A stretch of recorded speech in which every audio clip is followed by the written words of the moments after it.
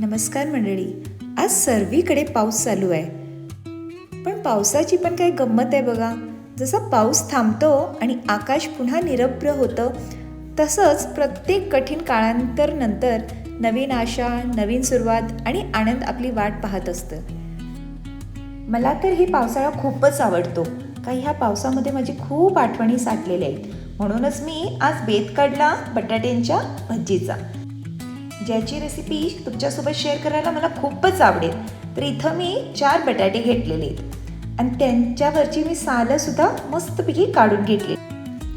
इथं मी चिप्स पाडायची किसणी घेतलेली आहे, ज्याच्यामुळे हे जे कापं आपल्याला काढायसाठी खूपच सोपं जातं.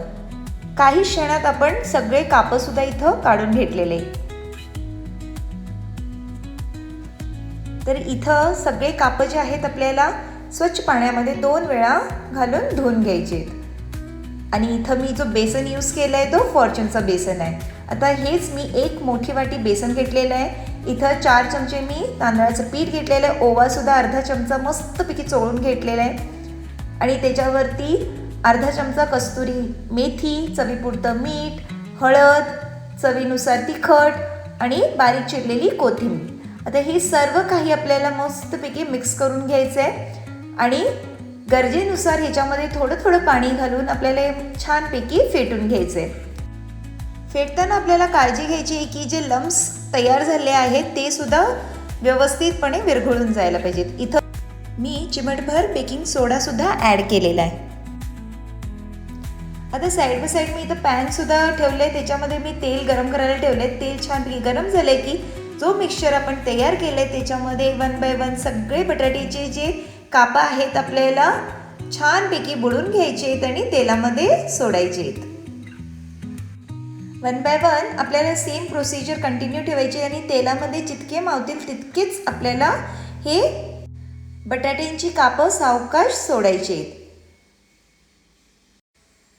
इथं एक मेन टिप्स आहे की जो गॅसचा फ्लेम आहे तो आपल्याला मीडियमच ठेवायचा आहे, ज्याच्यामुळे हे आतून सुद्धा छानपैकी भाजून येतील. तर इथं तुम्ही बघू शकता हे भजी किती छानपैकी फुललेले सुद्धा आहेत, क्रिस्पी झालेले आहेत आणि बटाटासुद्धा किती छानपैकी शिजलेला आहे. तर आता 1 बाय 1 हे जे भाजलेले भजी आहेत आपल्याला तेल गाळून काढून घ्यायचे आहेत. तुम्ही सुद्धा ह्या पावसाळ्यात ही बटाट्याची भजी नक्की ट्राय करा. गरमागरम भजी आपली तयार झाली आहे. सेम ह्याच पॅटर्ननी 1 बाय 1 आपल्याला हे सगळे जे कापं आहेत ते सावकाशपणे भाजून घ्यायचे. आता बाहेर पाऊस, मस्तपैकी गरम गरम भजी म्हटलं तर चहा तर हवाच. तर चला आता आपण लगेच चहासुद्धा करून घ्या.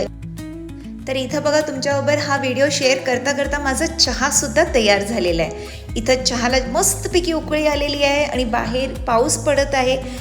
पाऊस, गरमागरम भजी आणि चहा ह्याचा जो कॉम्बिनेशन आहे तो इतकं परफेक्ट आहे ना की पूर्ण दिवसाचा थकवासुद्धा निघून जातो.